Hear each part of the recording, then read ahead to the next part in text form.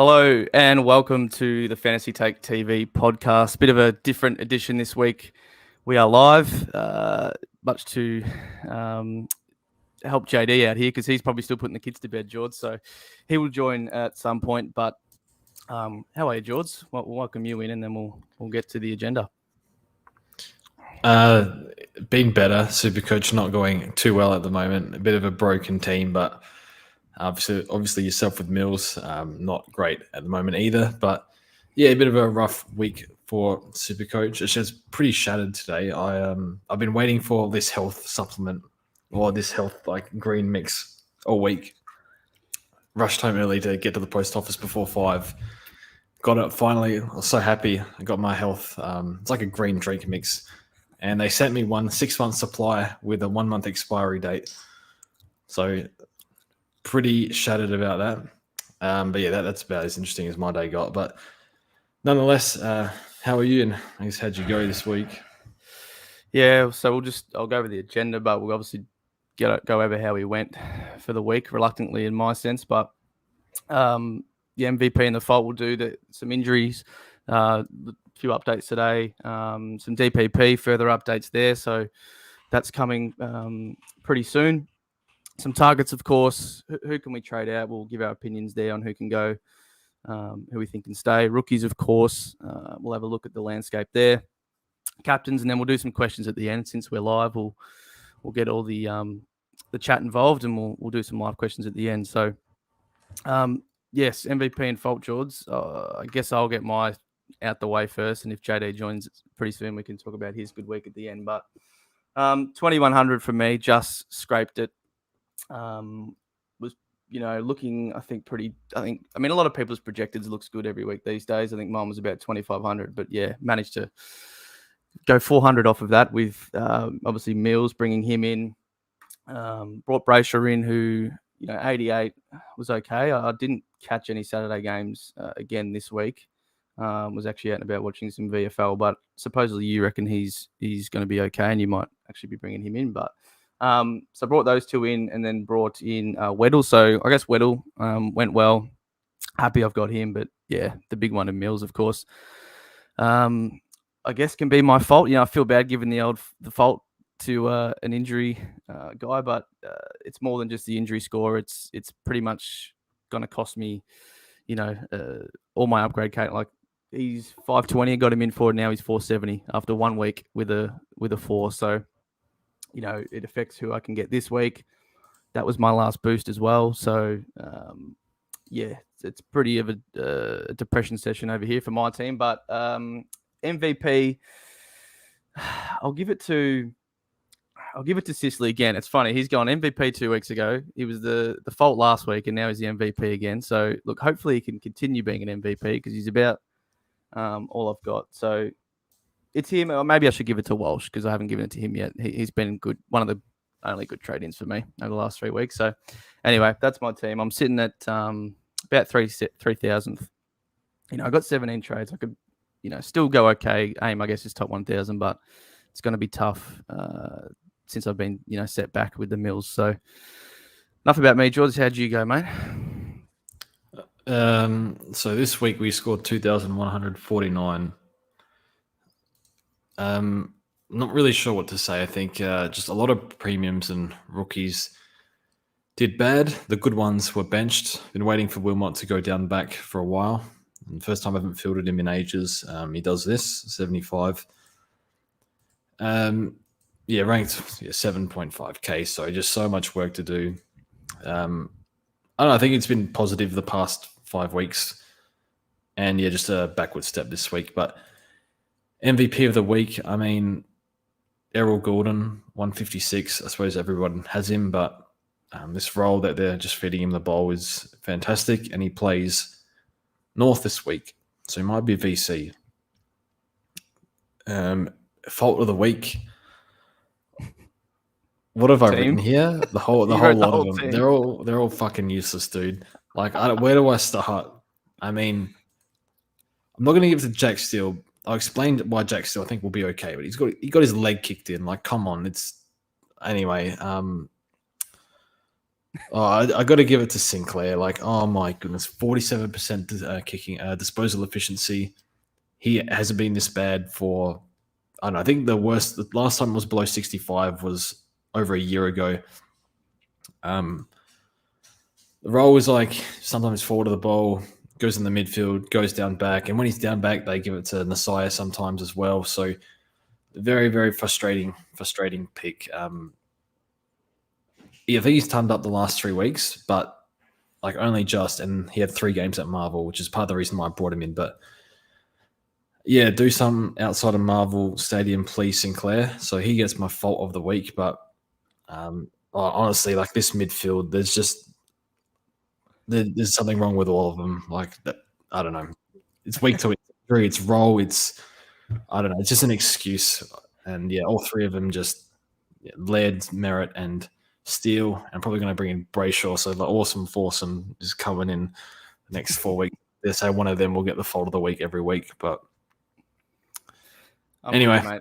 I'm here with you. Let's bring in the man who's a bit more positive. He's managed to join us, and that's JD. Can we talk about a good team here, JD? Can you help us? Yeah, we can. I mean, I have a feeling though, like early on in the season when you were flying, you made sure I was here for the start. I was here for the start of everyone. But the last few weeks I've been going good. You're like, I will start early. Nah, JD, you can catch up. That's all right. Just join in whenever. So you can skip through this front bit. All right. I scored 22.40, which I don't think was like a particularly great score for the week, but I did manage to move me up another 50 or so spots into 166th overall, which is pretty good. Best rank of the year. Just got to see if we can hold on for now. MVP and fault of the week. I think I'm going to have to give the MVP to Petrarca. It wasn't the highest scorer for the week. But now he's got a 3-round average of 146, and he was the player I traded to after the Miller injury and has kind of really saved my season and kind of got me back on track. So big ups to Petrarca. And then fault of the week, I mean, I just heard Sinclair, and then I feel like it's a little bit unfair to give it to rookies in Sheasel and Sincotta, even though Sheasel's 68 is well down what we expect for him, and Sincotta's 33 just straight up on field was pretty bad. So do you know what? I'm going to go left field. I'm going to give it to English, someone that hasn't deserved it at all this year. He's 125 average, but in an 88 in a week where like Shrek basically doubles that hurts a lot. So I'm going to give it to Timmy English. He's meant to be punishing those that went Grundy to gone and still holding on to Darcy, and he hasn't done it for us the last couple of weeks. He needs a bit of a rocket to lift. Yep.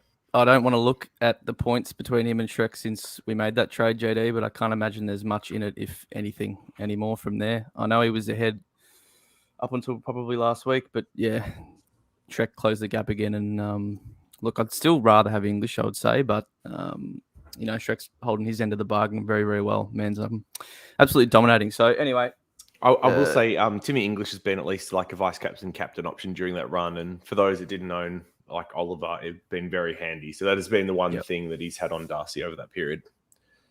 Yep, for sure. All right, we'll get to some injuries. There's, as I said, quite a few as I was scrolling down the injury report. I guess the good thing we're doing this on Tuesdays, those are mostly updated by now, but tried to obviously pick out some ones with some sort of relevance. So Daniel Rich, I mean, we thought he was going to be back maybe this week, George, but he's still listed as 1 to 2. So I guess for Wilmot owners, you're a bit happy about that, or don't you want? I think you want an excuse to trade. I've got to get rid of someone, and it's because Hopper lost 15k. Yeah, it's probably good for Sharp. It might, I don't know if it's good. Like, it's good that he should play, but it's bad that. Yeah, like I think he's good enough to hold his spot, but they got a really, really strong 22. When they've got I think they've got Answorth with sub. Archie's playing good in the VFL, so it's sort of hard to read if he's going to keep playing or not. But you think he plays for the next 1 or 2. You almost rather him in just so you know if Sharp's in the best 22 with Rich. So I think we can discuss that in rookies. But anyway, proceed. Yep. Darcy Cameron is a test, so I think many believe, or there's been many reports that they expect him to play. He's kind of been ready, I think, for a week or two. They're just being extra precautious with their, ruck crop and everything. They've basically lost everyone in that area, so I think they expect him to play. CJ, a recent one that popped up today, he's done a calf, and they're not really sure on the time frame yet. So I think because that's quite recent, probably happened today or some sort, that we don't know the time frame yet. So, for Weddle, for Seamus Mitchell. That is another unlucky one. It's a bit like the Dill Will situation where, if he wasn't sub, everyone would have picked on him. And if this CJ news had come a week before, everyone would have picked up Weddle, I think, over some of the other options last week. So, just really unfortunate how the timing worked out on this stuff. Yep. I think Scrimshaw was out of the side, right? So, I assume he would come in. But again, you don't know what Hawthorn are doing. Petracca's a test, but I think there was a report yesterday, right, JD, that he's totally fine and flying on the track. So moving without problem or something like that. So sounds good. Yeah. I mean, he said he was fine after the game. Apparently, he's been walking fine all week without limping, training. So even though he's got a fitness test, it sounds to be really unlikely if he misses from here. Yeah, not like we know, but we can assume he's one of the best trainers and preparers. So I'm sure he'll be fine. LDU 3 to 5 with the hammy. So look, I think we were telling many people to get rid of him before that, and then he actually comes out and scores quite well on the weekend, but then does a different injury and he's done his hamstring. So after his first 2 weeks, where I was toying with him in the preseason, and he went monster, it's just been a disaster. I don't want to open up old wounds, but the trade in that week and what's happened since, finally shut the door on that, and it's just unlucky for him because he was building towards a big season until that point, but. Nonetheless, Hopper, calf, 4 to 6 weeks. So, look, I think we all knew we were trading him out anyway this week after he got subbed out. So that just confirms it. Maybe more for other formats, just quickly. Maybe Toronto's. I think he scored better without Hopper that game. I can't remember. I think I've reset him every week in fantasy. Yeah. It's been taken at most weeks. So, yep. I think is he second most expensive behind English in fantasy at the moment. Fantasy, yeah. Yeah. Nank, the other Richmond one, is a test, so I think they believe he'll play, but I guess got to get through the week of training. We're not sure, but he's pretty close. So Samson will obviously, if he does play, get a little bit less ruck time, but I expect Miller to go out, so Samson would still get some. Do you still field him though? I would field him this week, but to be honest, George, I don't have much of a choice. So I guess people with maybe that luxury can go somewhere else, but he's still got better upside than most rookies, I would say, surely, right? Like, I'd still be confident on him over Simpson. So, yeah, I mean, not that Enno's going to talk about Essendon's injury list because who cares about us? But right. Laverde gone. Jake Kelly had a concussion. He's a test, and Ridley had the concussion. He's a test. So we might have a couple of taller defenders back this week, but our defense has been pretty undermanned. 2 of them returning from concussion. I think Samson could score well even if he's doing a little bit more forward time this week. Yep. No, forgot about that. Totally agree. Jack Steele, George. Now, this is unlucky. Like, nothing related to his shoulder at all. But then I think I saw that photo of him getting kicked while he was disposing of it or whatever and twisted his knee. So he kind of fell under Sloan, who was kicking the ball. Who was kicking, Yeah, so like Steele's legs kind of got wrapped in his legs, and that must have been how it got strained. It's completely unfortunate and random, but is going to be all right, or they're just obviously again going to be a test throughout the week. So you can't bring him in because they're going to Ross Lyon's already sitting Marshall healthy. Like, what's he going to do with Steele? Like, I'd be shocked if Steele plays through the fourth quarter this week if he plays. A lot of coaches, if game's done, they're resting him, which I don't. Hopefully, the game's in the balance. Then, yeah. Well, yes, correct. You hope it's close, and they don't have that luxury. But yeah, a lot of more coaches are doing it these days. Can't wait for him to bench Sinclair, Steele, and Marshall going forward. I will say though, I think Steele would be a little bit filthy if he got benched against Jervis because it is his old side, and he has I think a couple of big games in his history against them as well, playing against them. So, yeah, but yeah, very hard to bring in now. Mills the same as Hopper with a calf 4 to 6. So, yep. Great for me. Hopper and Mills are my trade-outs this week.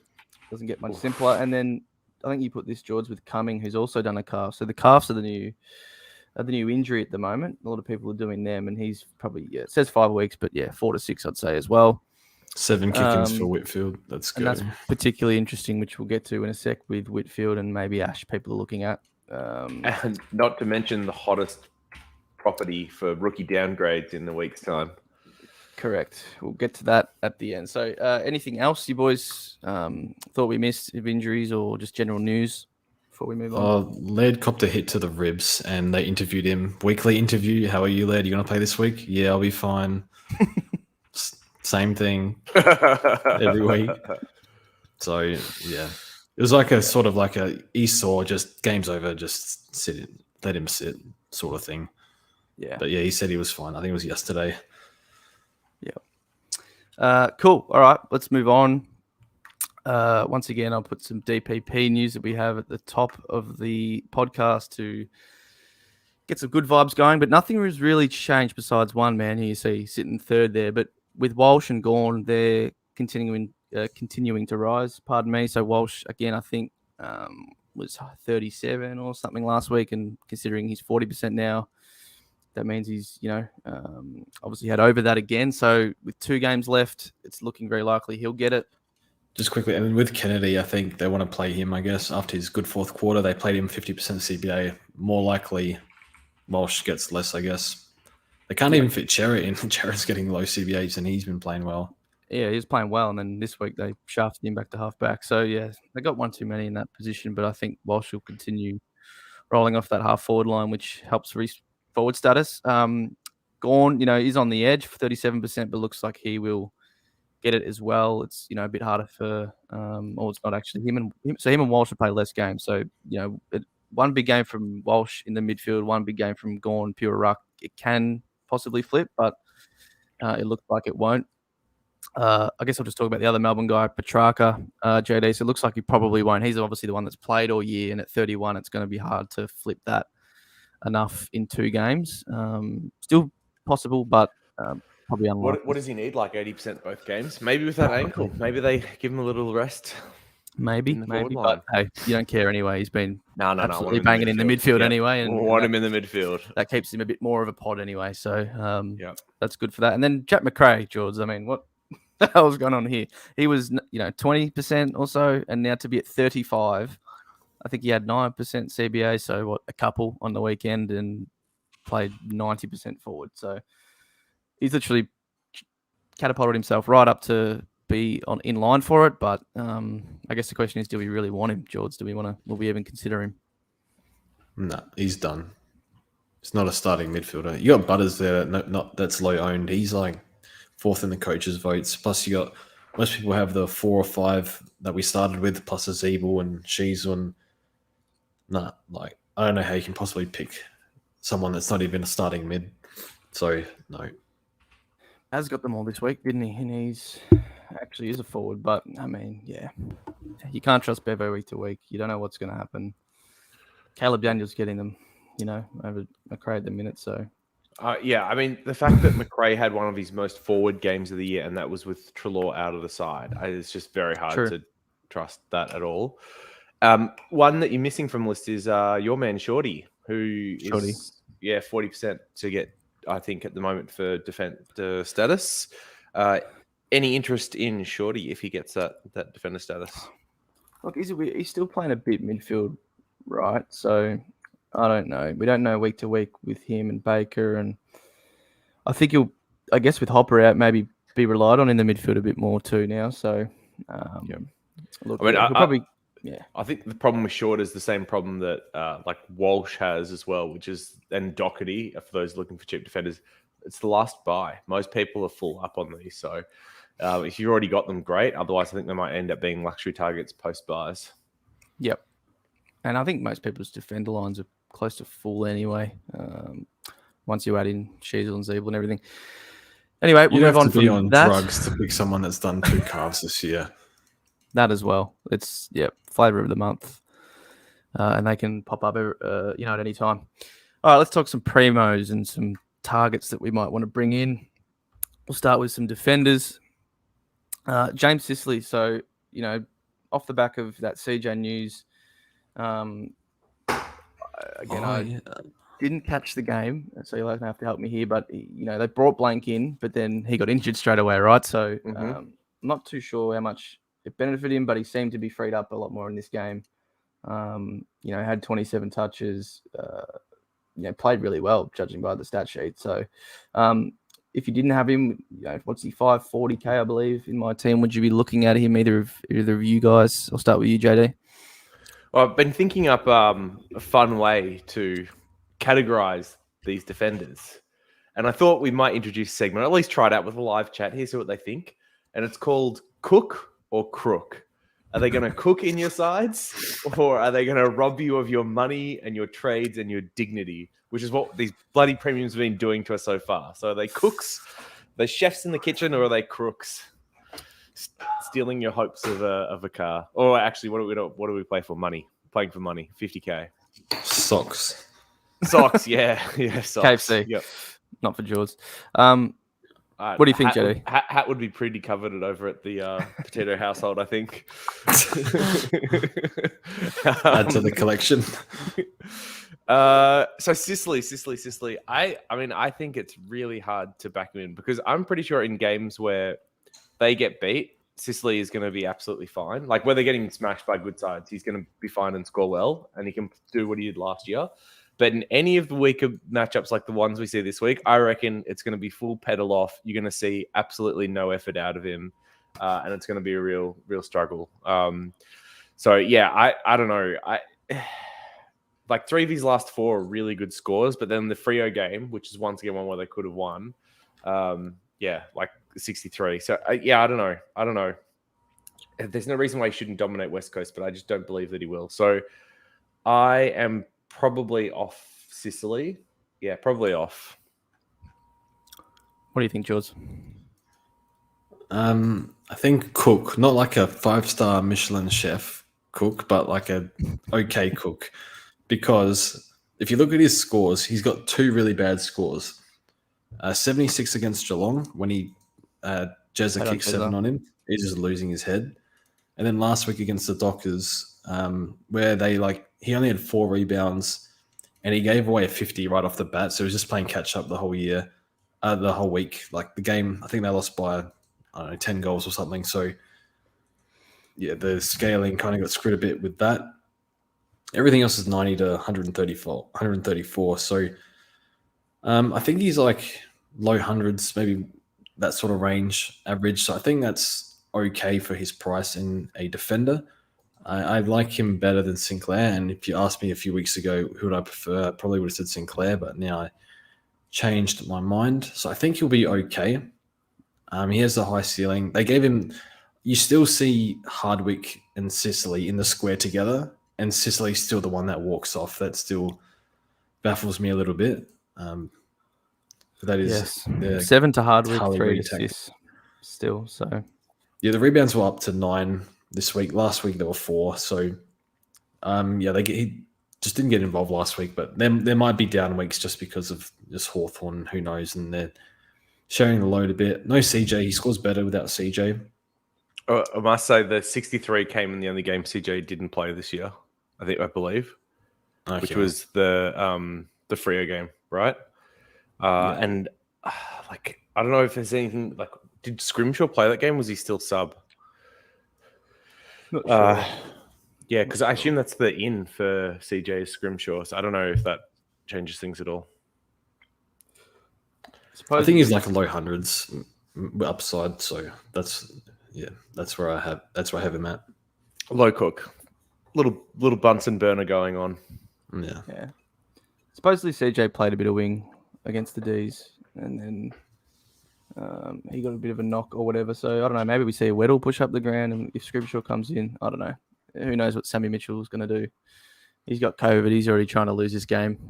So they'll do their best. Coughing to all the players' training. Hug me, brother. We'll move on to the next one. I guess the question George answered, but Sinclair or Sicily, who would you choose? And I think I'm with George now on this as an owner of both anyway.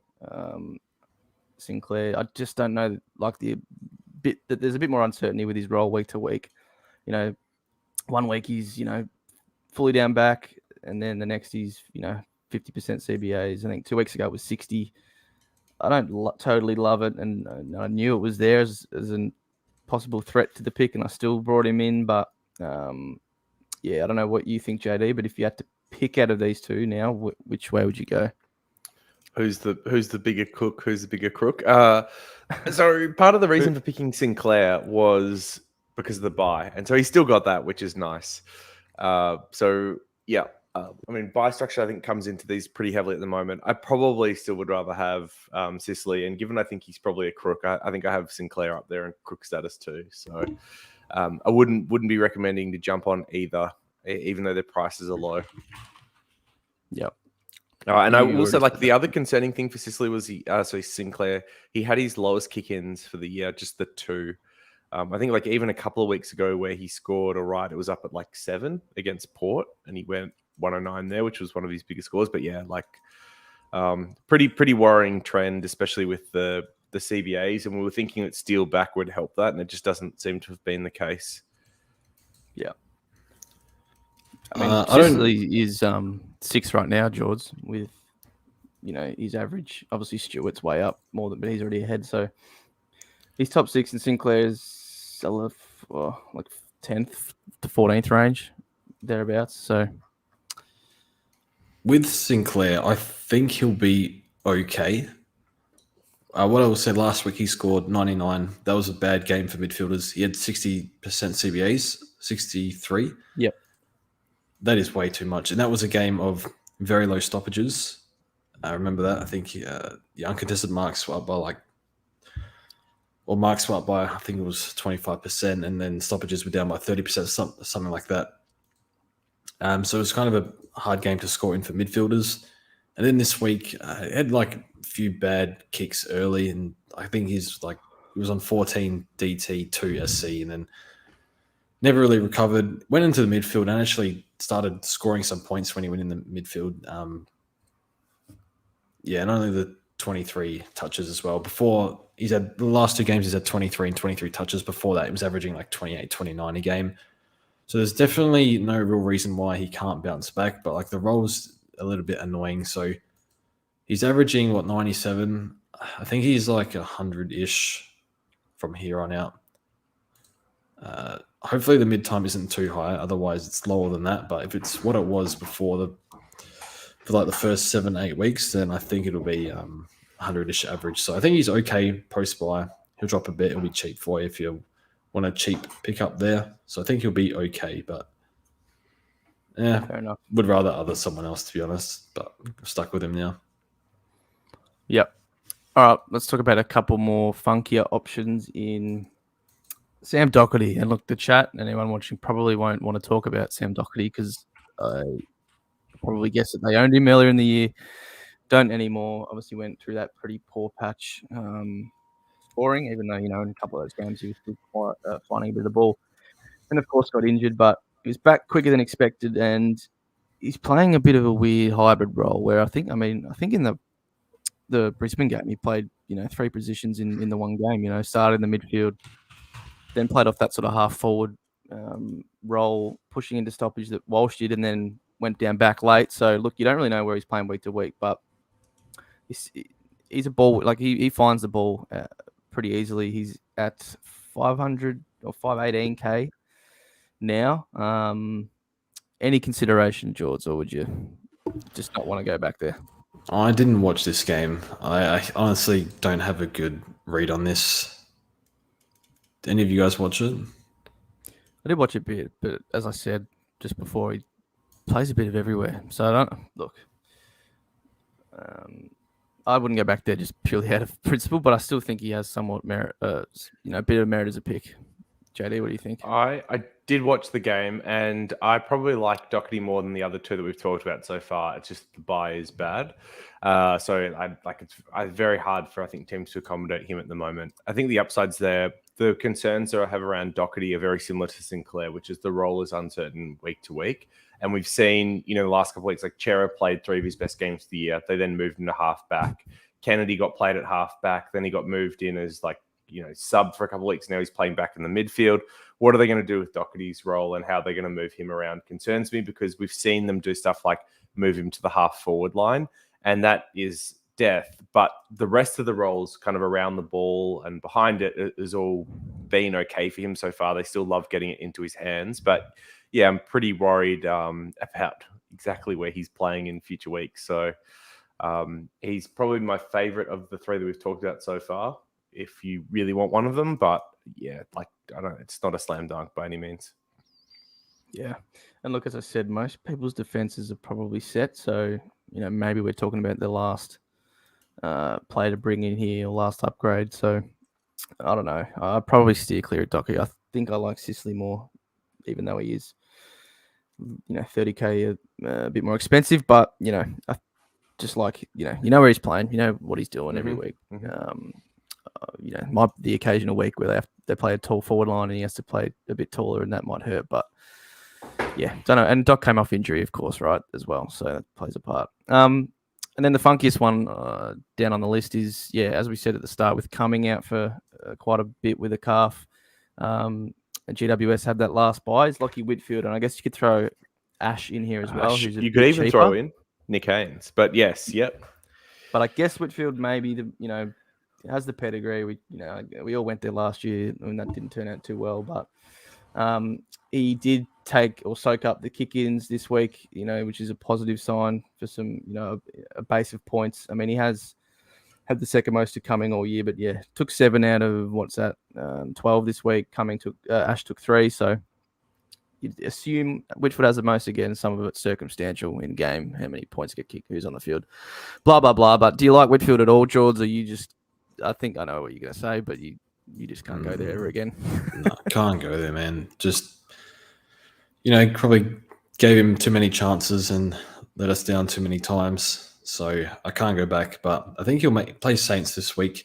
I think that's the appeal of like Ash and Whitfield. The Saints give up massive points to defenders. Yep. Break even of 68 for 3-round average of 102.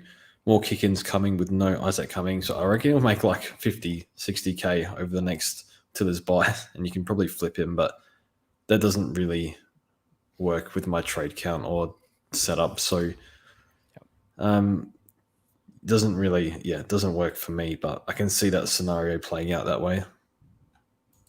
Yeah. Look, for someone like me where I've got 2 trades and, under $1 million cash, he could fit one of the 2 spots, but I don't totally love it, and it would be a buy flip for sure. Having the last buy does help his case, and as you said, Saints is a pretty good matchup.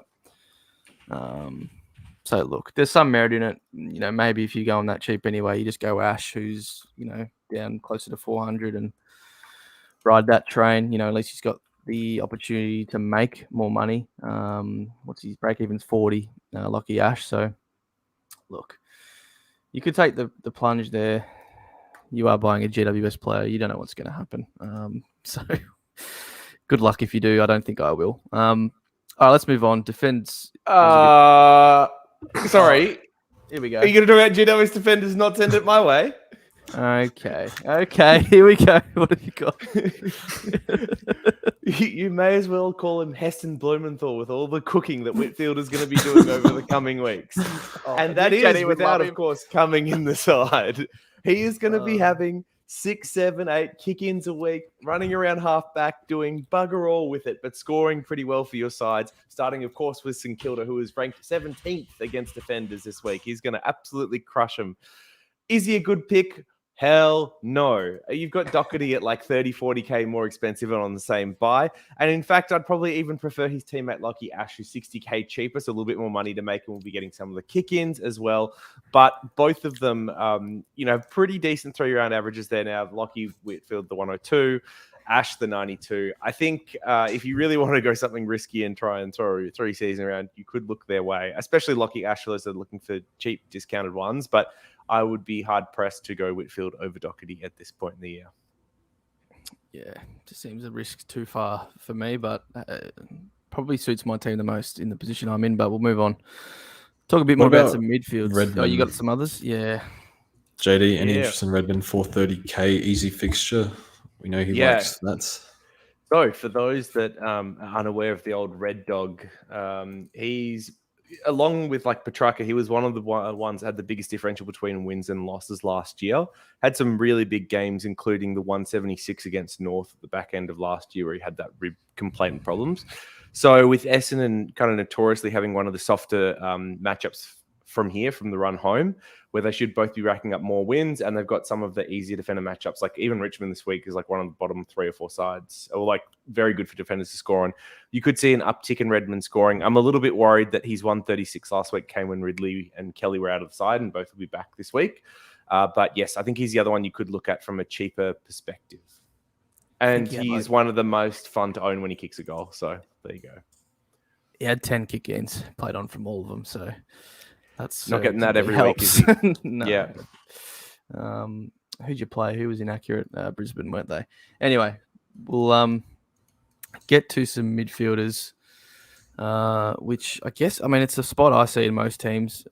I'm not just talking about myself where, that needs filling, right? We're trying to, we don't have much money this year. We just managed to fill the defense and forward line first, just due to who can we afford and, who looks appealing, and then waiting for the mids to drop. And I guess they kind of are, but we don't really now trust any of them because of that, right? And a few are under injury clouds, blah, blah, blah. So we'll talk about a few here. We'll start with Zach Merritt, who was a big target for a lot of people over the last few weeks, and, for the coming weeks as well, with, JD just spoke about the Essendon fixture, which obviously plays a part in him. George, I know you got him this week, and I was tempted to do that as well, but went last minute back to Mills, so I wish I joined you on that front. But there were some frustrations still with watching Merritt on the weekend. What did you see? I went a week too early. Money's so tight. It dropped like 20K or something this week. Merritt was good in the first half. Essendon, I think they were almost up. If not, they were up at halftime. We were up by about 3 goals or something at halftime. Yeah, Brad's got this brilliant idea to pull Merritt out the midfield in the second half, specifically in the fourth quarter, where I think, Pizza Safety in the Discord messaged me about Merritt. He had 0 out of 6 CBAs in the last quarter. Incredible coaching. I guess you guys have a lot of, you got Hobbs, you got Stringer, a few others that you want in there. I don't know if Perkins is getting any time in there, but I imagine he would want midfield time. 62% CBAs, but around the ground stoppages, he just wasn't at them. Like, I just couldn't believe what I was seeing. Regardless, look, we have all these sketch premiums. Like we talk about the Mills, Steele, Brayshaw. Merritt's a little bit more expensive than they were last week, but Merritt turns up every week and he gets it done, and he's in his prime at 27. Even if the role is sketch sometimes, it's he scored well with 50 to 60% CBAs in the past. This is a layup trade, I think. I'm a big fan of Merritt, and with the fixture, double ups on North and West Coast, I think he'll finish strong. The role might hurt his ceiling a little bit going forward, but the CBAs were still there. So, yeah, I love this pick. Any additional thoughts, JD? No, I mean, I think it's a good pick despite the week that he's just had. And yes, it has been very frustrating with how Essendon's been running the midfield, but you'd hope the fact that we got beaten pretty badly in the second half might be an indicator that what we tried didn't really work, and hopefully go back to more Merritt in the midfield.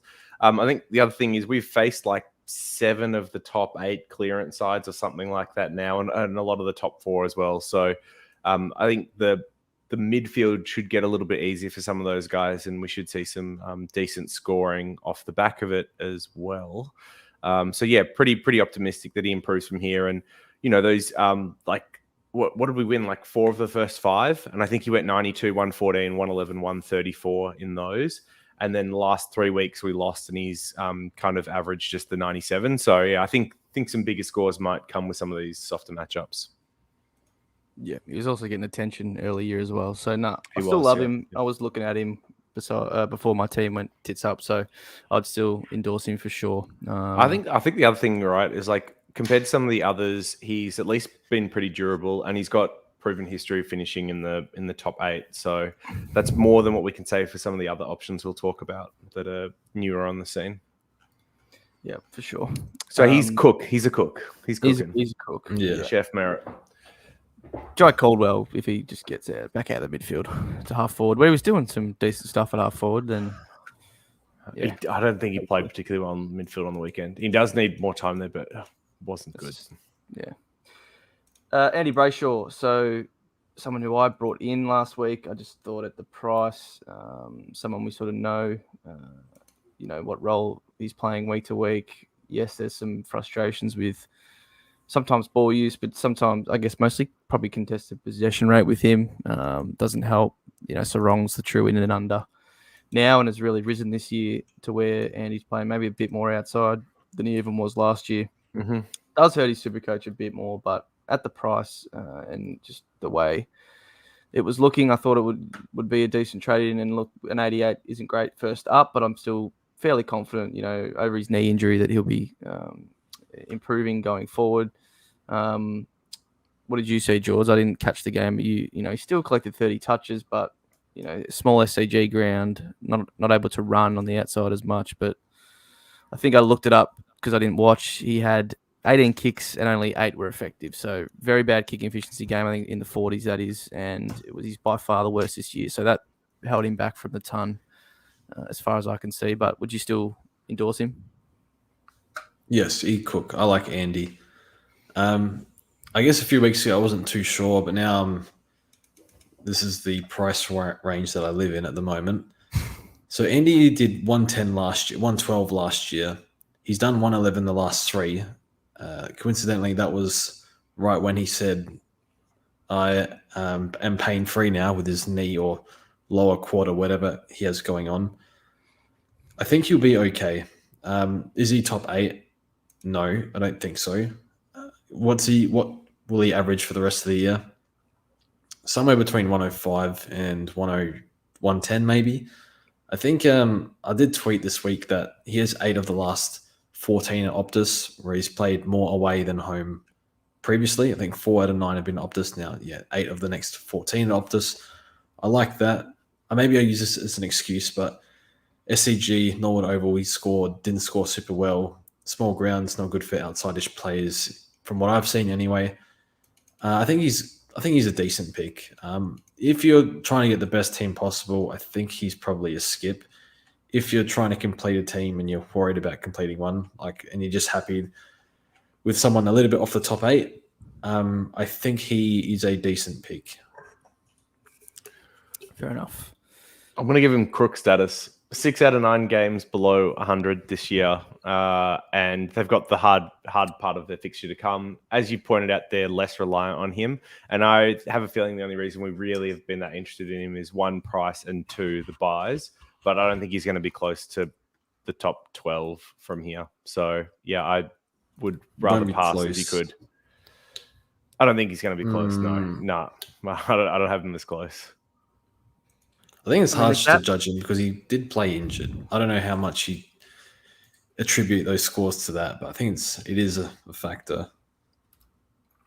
Yeah, I think plays. I was just going to say the gap between.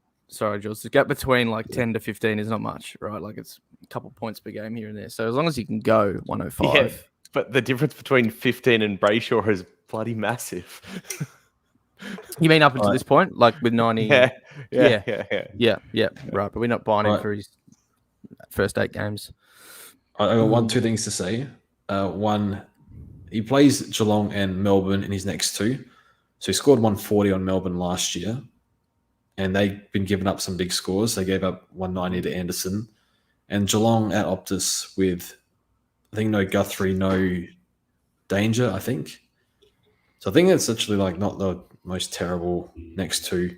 And then JD, question for you: put a number next to Andy's average for the rest of the year. I was going to ask you the same thing. I would have put the over under to make it challenging for you at 108.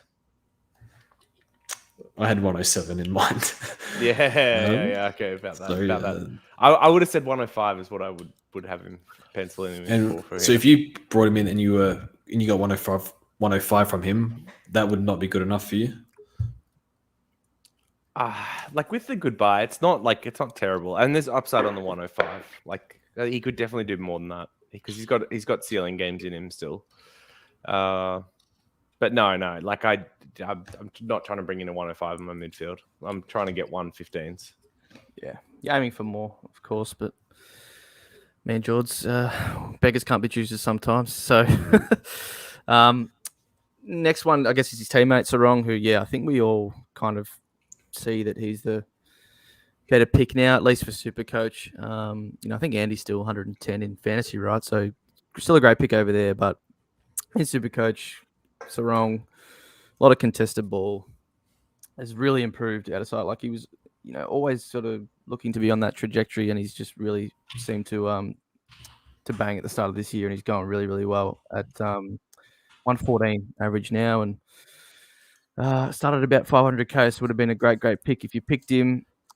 Are you picking him at 606 now, though? Is that, look, every team's different. If it was viable, I'm sure you'd be all over it, but it just feels a bit hard bringing someone in at that sort of price that I guess still is somewhat unproven, but I do think he's pretty good going forward now, don't we, JD? Yeah, I think he'll be fine from here on out. The big difference between this year and last year was time on ground for Sarong. I can't remember exactly what it is off the top of my head, but it's something like a 7 to 8% improvement in his time on ground, which has really helped with his scoring.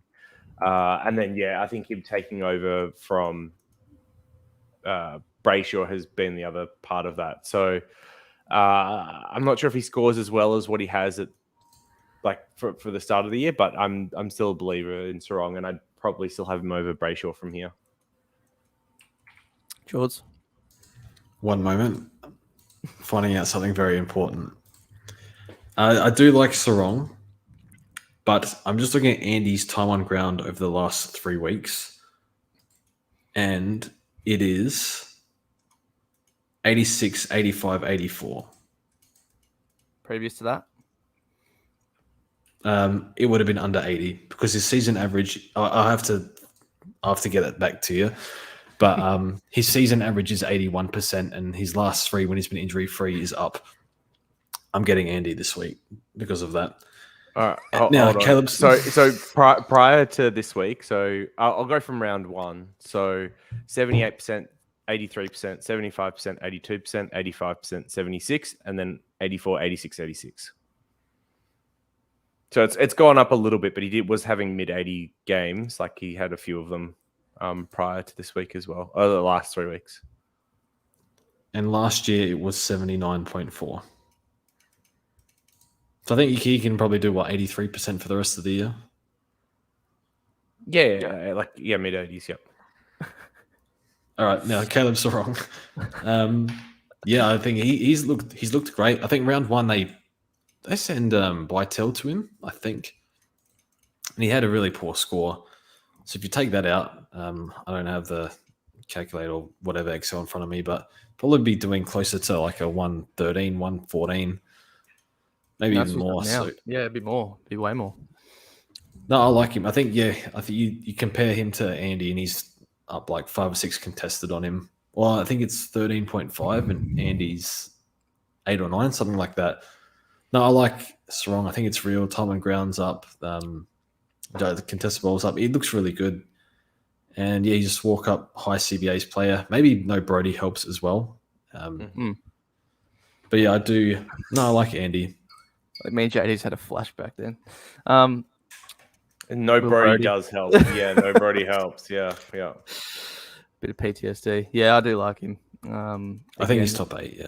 If money suits, I would go there for sure. Just have to be in a really good position to bring someone like that in, and then the buy is really nice too. But only 2 games then until the buy, so maybe look at him post that as we lose JD. Roy Laird, George, he spoke a bit about him in the injuries at the start. You wouldn't push anyone towards him at this current point in time, would you? Knowing what's going on. No, I just think he's going to drop a bit more money and he will be the easiest post-buy upgrade you've ever had. Yeah. It's just too much. Like every week is just, they're looking after him. Well, I don't want to be annoyed at him, but fair play to him for getting up every week, dealing with this crap. He's getting us hundreds off 3/4. We're getting me hundreds. I say it's genuinely 100, right? 100, 102, 98. So. Yeah, so I guess it's annoying because you get him cheaper unless you don't want him for whatever reason. I mean, I'd be all over it if I didn't have him. Because when you take out the bullshit game, so the last 3 weeks, he's sat heaps of minutes on the bench, been subbed out, and just hasn't been running him out well. Yeah, if you take out those and round 1, I guess you pick and choose, I guess. But his true average would be like 120-ish. You know what he's capable of. Yeah. So, yeah, I think with Adelaide, it's just, Rochelle stepped up, Soligo stepped up. They've thrown Dawson in there. So, like last year, it was just, Berry was your low-touch, high-tackle, Robin, and then Laird just had the whole thing to himself. So he could, average 130 post-buy. He doesn't really have that anymore. So I guess it was a good fade at the start of the year, but I still think he will be like top 5 mid from post-buy onwards. Yep. I'll definitely be looking his way. Hopefully drops a bit more for my sake, but not for yours. So we'll see where he sits post-buy. Noah Anderson we've got here. Look, he's 640k now. He's 640 because of the 180. We don't really need to speak too much on him. If you've got him, I mean, great. You got a bit of attention against West Coast, unfortunately. Still has the good buy. You're going to hold him through all of that. There's, a couple of hard games, but then some decent ones coming. I think Hawthorn soon, post-buy, stuff like that. So anyway, not someone we'd say bring in. I don't know how you would anyway, but we'll see how he goes. And I think Took is still a distant future away from returning. So, and Rao's really stepped up as well. Really stepped up. So we'll see what happens there. And then we've got, I'd put in Chad Warner. For some of the broke people like myself, you might be looking his way. Has North this week. Mills out as well. Not that it really affects him. He was always has become now one of the mainstays in that midfield. I guess Mills out just solidifies that. I think Warner had, dropped a bit in CBAs in the weekend, so maybe you're more confident of that picking up, over the coming weeks. But look, 500k, is he someone you want to own for the rest of the season? Probably not. Could he have a big few weeks? Probably, or maybe. So, if you're really struggling for cash, you could go there. What do you think about him, George? I don't trust him. Gets tagged. It could be good, but I think we have guys that are a bit more like Andy or Doc that I'd pivot to those sort of guys over Warner. Just don't trust him. 52% CBAs on the weekend. Apart from Gordon, I'm not sure I want any Sydney player at the moment. Although Mills, I think we've already no point talking about Mills, but he was kind of stiff where like his floor should have been about 100 even with his role changing, which is what it was basically. But yeah, I can't see myself picking Chad Warner. But like, is he on track for forward status? I think he was roughly. No. Well, anyway, I don't trust Warner enough to pick him, so it's a pass for me. Any quick adds there, JD? I'm a big yes to Warner, I reckon. If you're really looking for the cheap options, I think he's as good a risk as any. His 3-round average now is 108, and I feel like his form has turned a corner from earlier on in the year. North matchup this week, so I think you probably get a little bit of a sugar hit. And I think they're also like one of those teams that haven't played at home that much. They've got more of those games in the future. And if you look at like some of his biggest scores this year, like he's played 4 games at the SCG. They're 80, 137, 123, and 104 for his SCG games. And a lot of those other games have been, poor in Goomba Stadium, 4 scores at the MCG. So yeah, I don't know. I've got a good feeling about Warner if you're looking for a risky 500k option with the first buy. Yeah, it's for broke people like myself, so I have looked that way. But if you don't need to, I wouldn't recommend it.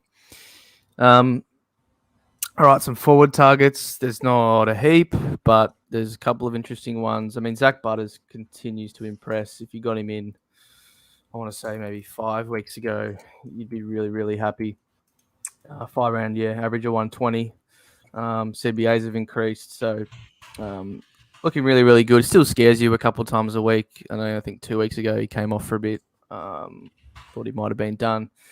Found a way to come back on, but beat up on North last week. Has Melbourne this week, and as George said, actually not too hard of a matchup, and they actually haven't been over the last couple of years for whatever reason. For mids, then they get the Tigers, they got Hawthorn, so nice few weeks coming up. But he has that dreaded last buy, who many of us are already struggling for as it is, and to bring someone in that adds to that, it be a bit hard. So, what do you think, George? Or JD's going? Here we go. No, I was just going to ask, are we doing like a cheaper mid-pricer section at the We end might of leave this? that. A few of people commenting, so maybe leave that to questions at the end, and we can answer some of the more random and obscure ones. Unless you want to bring someone up. Well, I was just the midfielder section. We're going to talk about Matt Kennedy at all. We'll do it at the end. I reckon. Yeah. Okay. Yeah. All right. We'll circle back. I'm sure there'll be some questions you can force in. Sorry. Forwards. Where were we? Yeah. Zach Butters. Amazing, isn't he? This is one of the players that we pointed out, I think, in the preseason as part of the preseason package, that his numbers with CBAs are phenomenal. The question just was, given some of the injury concerns the preseason, how quickly would he get back to those CBAs? And he's well and truly there. I mean, the last 3 weeks he's had over 60% in each game. He's looked amazing, basically being the best player, looked better than Rosie. So yeah, I mean, love Butters, love watching him play. The injury risk is always still a concern, and I think the value in his price isn't as much there now as what it has been with that 560K price point. But you also struggle with him having the last buy, and that is every other forward as well. Like Taranto, Dunkley, Cogs, Rosie, all share that buy as well. Sorry, not Dunkley. Dunkley's first buy, but yeah, it's I think quite problematic for people to bring in Butters. But if you've already got him, great. If you don't have Cogs, you could probably look that way as well. But I don't know. I think he's getting closer to fairly priced, so I just think it's a little bit harder to jump on now. Yep. I think he averages like 110 to 115 for the year. Whoa. Okay. Well, he's like major cook status for you then. If you think that he's going to go that much from here, then he's still a buy at 564. Easy buy at 564. He did 96 last year. Yeah, he did 96 last year with like 5 excuse games. I think it might have been 4 actually. So he's actually wasn't that far off it last year. Scoring machine, just contested, good ball use, kicks inside 50, pretty good. So yeah, I think he's better than these mid options, I think. But my concern is his play style. I just I'm maybe 2 injuries away from like fielding a rookie for the rest of the year. So, or long-term ones anyway. So that it's only Dribbly that's scaring me away. He's similarly priced to old Errol Goulden at the moment. For those that, for whatever reason, don't have Goulden or Butters, who would you promote this week? I think Gordon's a weird one because CBAs are down, but the way they play, they just use him to use his kicking skills a lot. Just give him the ball, they feed him. So probably I'd go Butters as the pod.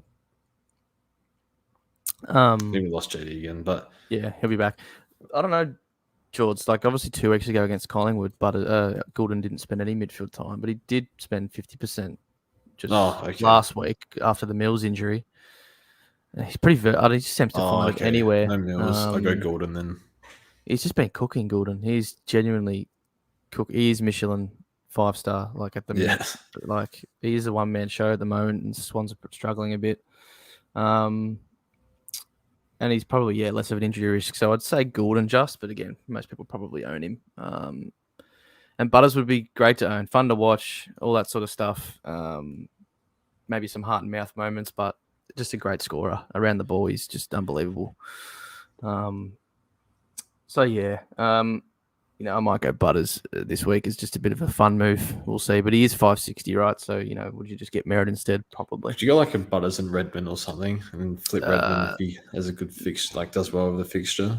He's too much. I only have about 400 after Butters. So it's like a nothing move. Darcy Cameron, as I said at the start with the injuries, JD's back, is believed to be ready to go this week. So, look, do you go straight up off a long layoff? With the knee, probably advised against it, but then there's obviously the dilemma that he's also got a 55 break even at 494. So, he'll be over 500 next week. Do you want to get him in a cheaper price? Maybe. Do you probably just see how he goes first before you do that? What the split is? Cox has actually been in good form.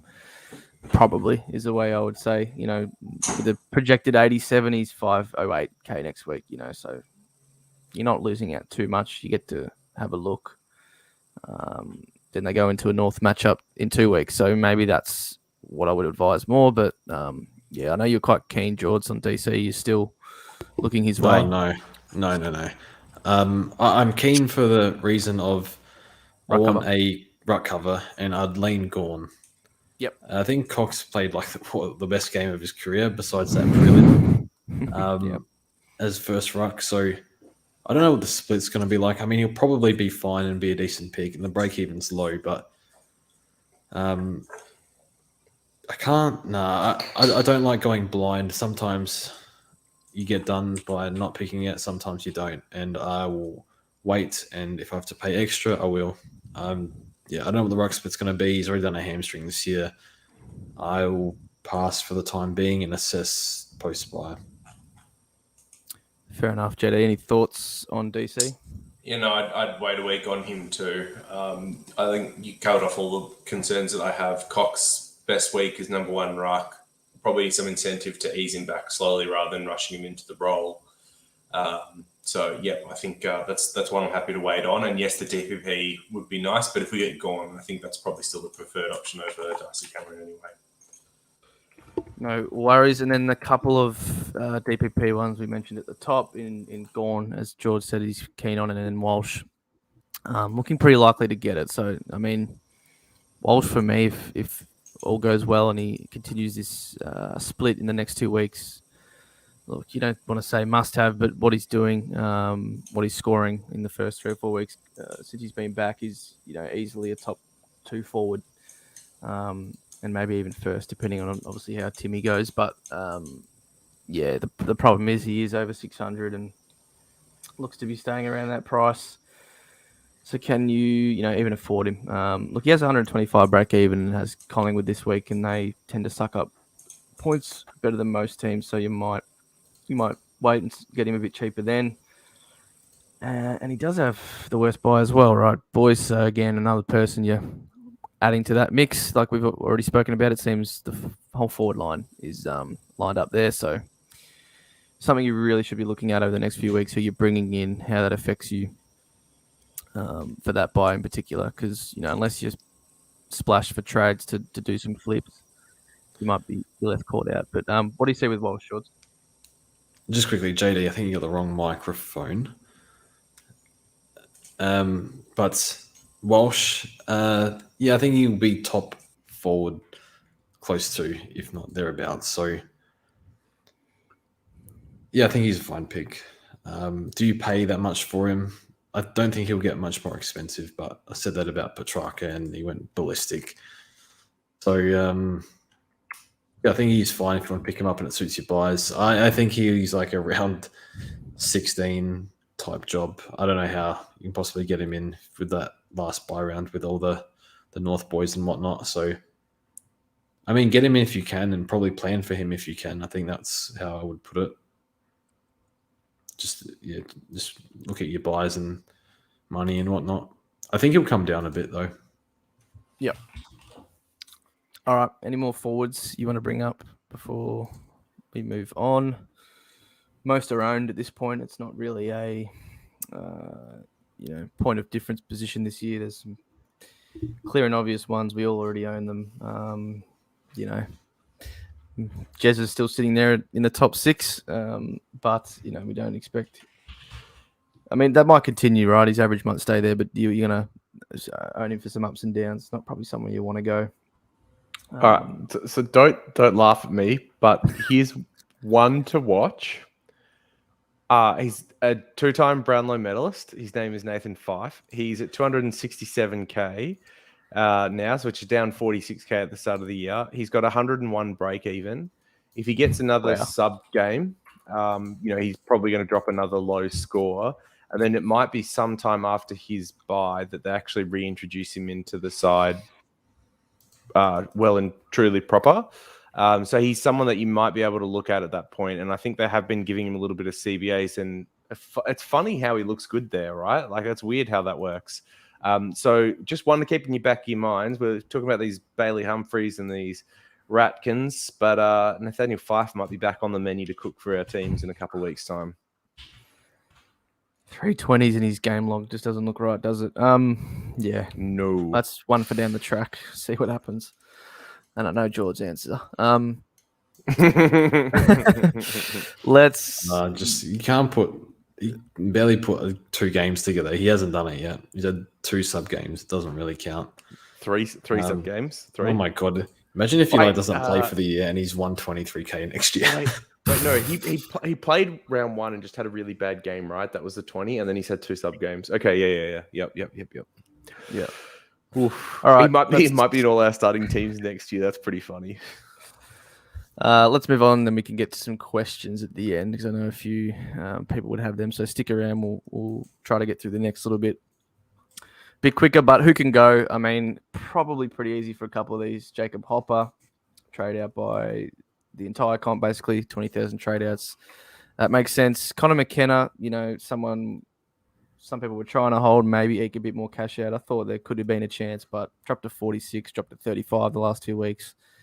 He's killed his cash gen, and it is time to go. And then Cade Chandler, I mean, his break even is actually the highest here, sitting at over 100. But I guess one you can maybe trust a bit more on field, and I know he hasn't put out scores the last 2 weeks with some good matchups. But if there's one you have to trade out first, like a Hopper, like a McKenna, I think of the 3, I'd prefer to hold Chandler for possibly a good on-field score. One more week if you sort of had to, can only trade 2 and you had to hold 1, I'd probably be the one for me. What do you guys think on that front? For me, it comes down to what are you prioritizing more at this point in the year? And it's probably based on your team. Do you need points on field, in which case you probably need to get rid of Hopper because he's got the most money on him? Or, are you prioritizing cash gen, in which case you might get rid of someone like Chandler because if he plays a week, he's probably going to lose a bit while Hopper's not going to. So I think just have a look at your trade plans over the next couple of weeks and see what's more important. Is it the money or is it the points on field? And then play around with that. I guess the only other thing is it's like, does Hopper become a useful loophole if you've got a couple of questionable rookies on the field that you'd like to loop that you otherwise can't? It is later, but I think most people have someone else that they can generally tend to loop. But yeah, that's the only other thing just to look at. Like, does Hopper's loop become useful for you? For a week, I wouldn't want to be holding him much longer than that, that's for sure. With a 69, George, he drops 15K. Is that... I mean, got to look at your team, see if you can afford your upgrade next week. Would you risk that, or would you just get rid? It is, yeah. No, get rid of him. Not because I don't have him, but he scores better at the MCG, and he plays at Late Oval. I think I back McKenna at the Gabba against Gold Coast, even though he's been terrible for 2 weeks. Lose less, I think. I don't even know McKenna's break even, but 88. I just looked. I'd probably stick rid of Chandler. I think you got more to lose with him. Yep. Ideally both. Ideally both for sure, but someone might have all of these 3, boosts, blah blah blah. So anyway, we'll move on now to some rookies, and there's a few on this list, but that's probably more because we don't know who is really good, and most of them are probably more likely than not bad. So we'll start with Drury. He's 102, the cheapest of the lot.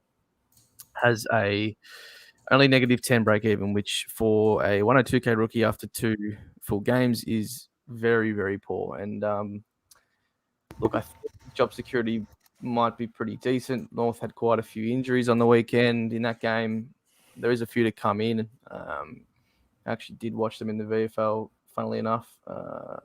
If you ask me why, I have a mate who plays for them and for Frankston, but they actually played quite well. And the likes of Wardlaw, Taron Thomas was back, who, if they want to pick him, is there and obviously will come straight in. CCJ. So, look, they have people to come in for those injuries, but I think Drury, there's no reason why that they shouldn't be playing him. It's just the fact that he dropped to 17, and yeah, don't know how much cash he'll make even if he does play. So, any initial thoughts on Drury, guys, or do we? We'll speak about the rest, but the landscape isn't much. And I know quite a few went early last week. So, he's 102, so at least he made some decent money going down to him. I think it's hard to tell because he played a good first half in the first game and has done nothing in the last 6 quarters. So I guess with rookies, like 2 games isn't generally like often it's not enough to get an understanding if they're any good or not. And he's one where I'm not sure if he's any good or not because he's shown that he can be good, but for the most part, he's shown that he's been poor. So I think he's a skip, but like you could bring him in for like 130k if he does well next week. I don't know. I think I'd pass. It's pass Quick for thoughts, now. JD. No, I mean, I think you just have to pass. I think there's better options this week, and the bye round that he has is poor. I really liked how he played in the first week, and then just this week just wasn't there. So, yeah, I mean, I think there's a good chance he gets dropped if North doesn't have all the injuries, to be perfectly honest. And I think if I look at their next 3 matchups, it's like Swans, Collingwood, Essendon, and I think there's a chance they get smashed by all 3 of those teams like pretty badly. I think you're going to get beaten up around the ball a lot by all those sides. So I just don't think Drury's going to see much of it, which is unfortunate. So I think there are other options I probably like this week. Yep. Next one is Harry Sharp, 123k. It's been on the list for a couple of years. I remember having him on my bench for whatever reason a few years ago, and then he back when he was a straight out of schoolboy. the side. Yes, yeah. And didn't turn out to be a great pick. Ended up being a loop pretty early. But has come a bit of a ways, right? He's an athlete more so. He's done his time in the twos and actually looked all right in the game I watched. JD, I know you would have been watching it. He probably improved off the back of. I watched about 3 quarters and then swapped to watch the end of Dogs Carlton because that was hard to watch. I love how you do that. Just check some fantasy players on the other game. It was also close. Like it was a more exciting finish. Like the Essendon Lions game had lost all heat at that point. Yeah, it was done. But he looked a lot better in his second game back, into the ones this year. I guess problem is Rich is still in the outer, as we said right at the top of the podcast. 1 or 2 weeks away. So if he's in the team still and Rich isn't, you might be a bit worried there. I think I actually have a Brisbane mate who goes for Brisbane closely. Darcy Gardner's played like a few weeks in the VFL now. I mean, he might not get his way back in. Ryan Lester's playing well. And yeah, so like you're not totally sure on his job security. They got Archie, yeah. Don't know. That's the tough part, I guess. And as I said, most of these rookies aren't too great. But what do you think, JD? I'll go back to you first on Sharp. So I think he's the preference of the cheap options this week. With Rich out, he's definitely going to play at least 1 more game, which is more we can say for some of the others. I do have some concern that he might be used as a sub once Rich is back. So that's probably the negative. But it feels like, if Rich is the only other player to come into this side, then he's best 23, best 24 type range. And it means he's probably only an injury 2 away from coming back into the side. I think we could also say that McKenna has not been particularly good. And even though Wilmot's played all right on a wing this year, I think Sharp's actually played better than most of Wilmot's wing games. So I could see them doing stuff like trying to accommodate Wilmot down back and actually giving McKenna a run in the twos or something like that. So I don't know. I've got a feeling that Sharp's going to be okay from here, but it's probably going to have its ups and downs. It's Ainsworth's the other one. I forgot who was the sub, who's kind of plays similar positions. That's breathing down his neck too. So it's hard, George. They do have depth there. I'll skip, I think. There's a good chance he'll be all right. Like, if I get a dead rookie, like I might as well just pack up and go if I already haven't. I can't afford another one. So I'll probably opt for Weddle. But I think he's got the potential to be the best one, given price. And I think it's 3rd year in the system now. He's got that massive tank that we know about. Probably pass. He looked a bit fumbly in his first game. Second game was a little bit better, but still had a few. I think he had 2 out in the falls or something like that. I'll pass, but like it could be a bad miss for sure. But I can't get a potentially dropped rookie. But at least you get probably 1 or 2 price rises minimum, and then maybe some more. Yeah, I think he's all right though. Yeah, you can already tell by our tone that it's not the greatest crop to be looking at. Tom Berry's the next one. Nah, just skip, man. There's Ainsworth and Holman coming back, so skip. Might answer that question at team sheets, really. He might find his way out. So, yeah, very tough. to go there. Chesser, I mean, he's on your bench, George. Oh, he's so Take bad, anything. bro. Oh, he's so bad. 55 in the VFL. Just forget it. Next. Josh Weddle, honestly, might be the one to go. If you missed him for whatever reason, did other trades, that's fair enough. 168k, has a negative 23 break even. We spoke about CJ at the start. There might be some increased job security there. I feel like there's no point in them not playing him, who's their second pick in the draft, just gone. Looked, improved from first week to second week. Whilst I didn't see the game, kicked the goal, which is good to see. So maybe he's the best. Obviously, you got to pay up a bit more, but at least I think you're a bit more confident on his job security going forward. George, what did you see from Weddle? I watched all of his games. I think he just keeps improving as the game goes on. We saw him get a bit more confidence. A few times he was running, carrying. His score was boosted by, he took an intercept on the 50-meter line and then roosted one from there, went through. Pretty big moment for him, so it would have been very exciting. No CJ helps his job security. Given where they're at, he's high pick. They can't possibly not play him. How much does he make from here till his buy?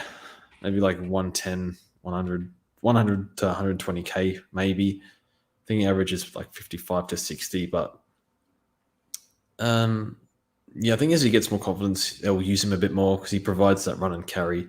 I don't know if he'll play wing. I don't know if he'll play off halfback. I don't know if he'll play tall like he did in the first game, I think. So I think he's decent for job security and okay. I think you should get 100k out of him. It's tough to pay up again for rookies. I've just paid for Sam Simpson, for Atkins, and now not again. It's just squeezing every cent. But yeah, he would be I think Sharp has the best ceiling in terms of money making potential, but I think Weddle is like your mid ground. He's gonna hold his spot. He'll play for you through the buys, but he probably can't score as well as like a Sharp or Humphrey. So he's probably my number one preference if you don't have him. But it's just sort of like you just know you're a high chance that he's a warm body. So, and he looked all right. So I like him even at that price. Anything to add, JD, or we just skip past? No, I think let's keep going. Yep. Look, you've got Baldwin down here. I guess Weddle's the same price, but obviously some people might already have him. You got some defenders coming back, JD, right into Essendon. So I'd probably just skip that one. Baldwin did all right in his first game, but I don't see him holding his spot.